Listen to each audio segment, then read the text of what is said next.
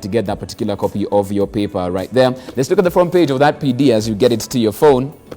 Going get stuff for Uhuru Senate fixers. A false start. They're asking, passing the revenue allocation formula has been a tall order for new team. Will they be lucky with the 9th attempt, or will they falter yet again? We've seen this on the floor of the House severally. Today is a special sitting for them.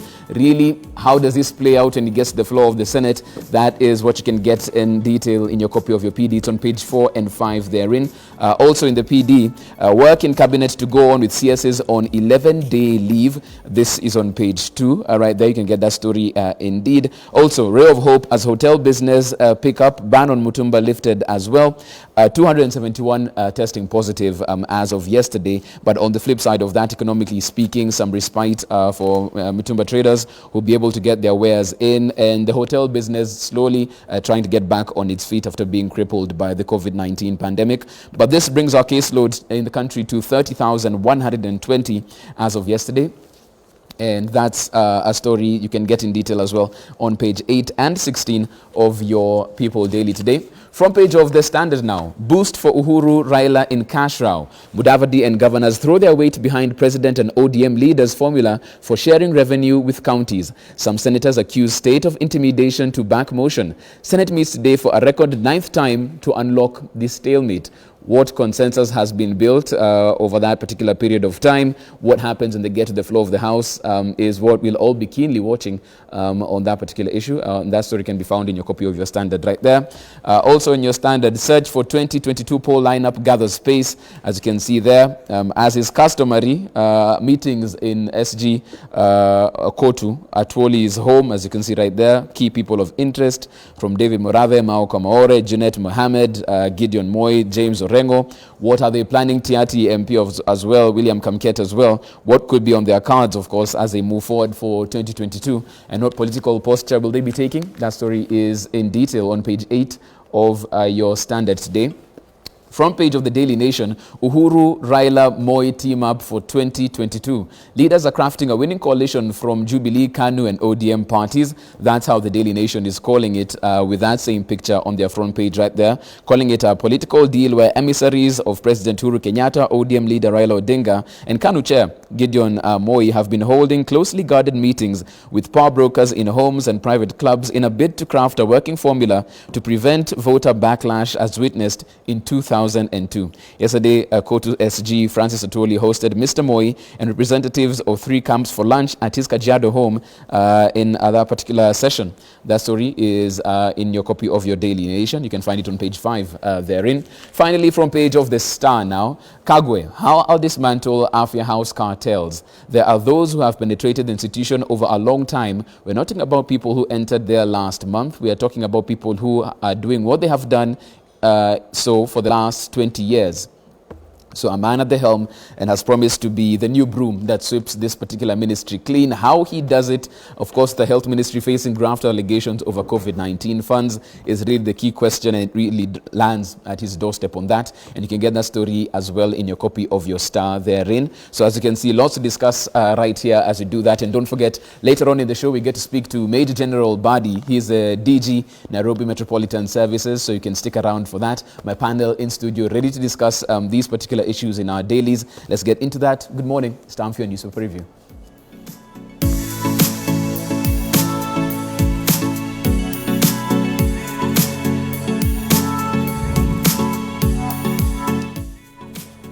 Welcome back in studio to give us some analysis. He's been away for a bit, but back on the show, John Paul Opuko, political analyst. Good morning. Good morning, Jeff. Karibu sana. Asante sana, Jeff. Welcome to the show. Thank you. We also have Vivian Tar. She's no stranger to the show as well. Vivian Tar, political analyst and governance expert as well. Good morning.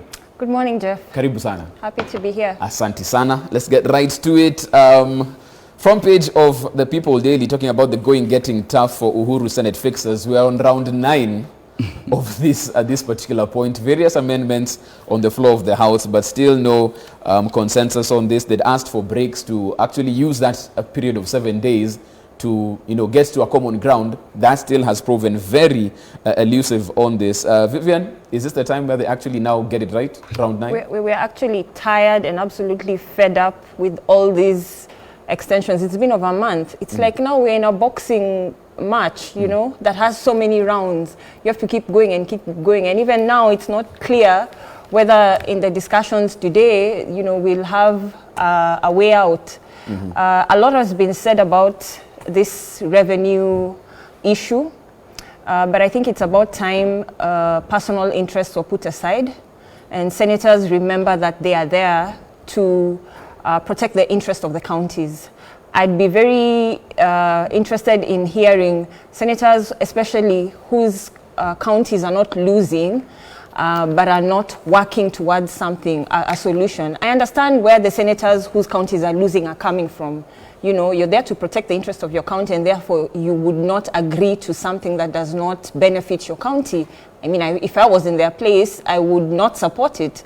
But for the senators whose counties are set to gain, I mean, I don't understand where they're coming from. And I think right now we really need to get to a place where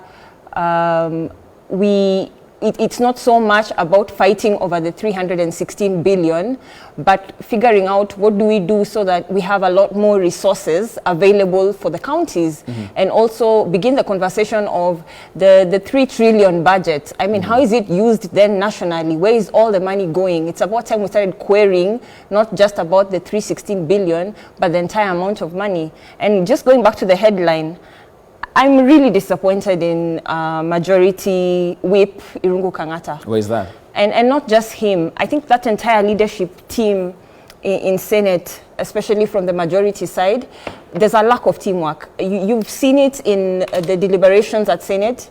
It's like there's a missing link. I don't know what it is. There's something, either it's influence that he doesn't have, or I don't know if it's experience, but there's something missing. And because of that, it's become very difficult to push, you know, the government agenda on the floor of the Senate. Yet that's his main role, to make sure that whatever the government wants or the majority party is pushing for can flow in the floor of the Senate. But right now we are seeing majority of many of the senators who are actually opposing this, including Senator Fatuma Dulo, who's part of the majority team, are from his side. Right. So how it's like a divided team. You cannot move forward, and you cannot rely on the minority side to push your agenda. John, so majority team in the House need to also get their act together. Okay, John, even as you talk about various sides of the House getting their act together, we have senators who've been speaking about intimidation. This started way back, seems to hit a fever pitch. Yesterday, we've seen some DCI officers, various videos going the rounds talking about various senators being arrested, and this to do with the vote that would happen today. Senators Olekina speaking about the fact that they will not resolve, they will not be intimidated, digging deeper in the sand and just drawing that line to show probably how things will be today on the floor of the House. With what we've seen over the weekend, does that really prove that when they get to the floor of the House, they'll actually try and meet halfway, or is it now clearly everyone takes a side and dies with that? Thank you, Jeff. I think we are in a situation where, and to me, maybe I'll echo the sentiments of Vivian. First of all, it all starts with the leadership. Getting Kang'ata and Pogisho, there is a bit of disconnect. These two, when you compare these two with Murkomen and Duale, these are posts where you need someone who is a bit witty, who has a sense of authority. But these two people, there's a lot of, they delink themselves with the rest of the Senate. And now pushing them and whipping the members has become a problem. When you talk about intimidation, this clearly shows that this bill or this whatever we are fighting for is not generally for that Mwananchi. There's some hidden forces behind it. And why is that? Because you talk about the 1 man, 1 vote, 1 shilling. 1 man, 1 vote, yes. But you see now the problem is the 1 man, 1 vote, then 1 shilling. Because when you talk about the 1 man, 1 vote, it's very okay for the common Mwananchi, for all the counties across the country. But now the problem is the 1 shilling. Because there's what we call the political inequality. Because the parts of Northeastern have a problem, parts of coast. So when you say that central Kenya or Nairobi have to get an equal share, the 1 man, 1 vote, 1 shilling, with a person in Marsabit, so I think that's where the problem is. But you see, there is what we call the convincing tongue. These two people have not been able to come up and convince the rest of the members. Either it is about political trickery that is going on, or it's just a sense of like, no, let's just sabotage the government. There have been talks that there's someone who is pushing all these noises and people not to work together, according to to some of the media. But is that the case? If that is not the case, today we are going to witness another set of shouting. Because even today I was Vivian was telling me that one of the senators, I don't know, getting arrested. So there's a lot of intimidation going on, and most of them are shying away to come up and publicly speak, because either KRA will be on them or DCI will be on them. So it is a problem, and we hope today the Kangata and Pogisho will be able to rally these members and tell them they have not been able to convince the Senate, because even this debate, most of the public, they really don't know what is going on. If you tell people out there, what do you mean by 1 man, 1 vote, 1 shilling, people don't understand it, because we've not been clearly sensitized about what we are really fighting for. Right. Yes. Vivian, you've said that the Senate leadership also has a big portion of blame on the standoff we've seen on the floor of the House so far. Do you think it goes all the way to the president as well? Because this is his to an extent, party. yes, because remember, he gave the mandate to the current leadership in the Senate. And I think when you're giving mandate or, you know, opportunity for someone to serve in a certain position, it goes beyond loyalty. There are certain requirements that someone must have. You know, we expect you to be witty, we expect you to be charismatic, we expect you to have influence and respect over your peers, because how else are they going to listen to you? And how else are you going to convince them? Because force is not enough.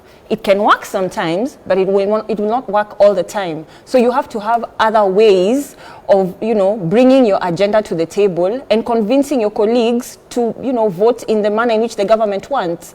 So just being loyal and following, you know, directive from the party leader or the president is good, but it is not enough. Right. Yeah, it needs to transcend that. Okay, and since we've heard how this is going to, you know, fall on the floor of the House, And especially with the going on over the honestly, weekend. would like to see a little bit more teamwork. There's a huge Between who and disconnect between the Senate majority, you know, leadership basically. Fogisio and Senator Kangata, I mean Senator Fatuma Dulo, it's like they're not pulling in the same direction. So how do you win in such a situation if you're in one team but it seems like you're playing for the other team? It doesn't work like that. Do you think that's possible when Fatuma Dulo definitely is coming from an ASAL perceived county, and how people come first? I mean, I understand her stand, because as someone talking for the people of Isiolo, you have to protect their interest. But then that goes back to, before something is presented on the floor, you know, as an agenda of the government, haven't they looked at all these things and how it affects various people from different parts of the country? It cannot be one-sided.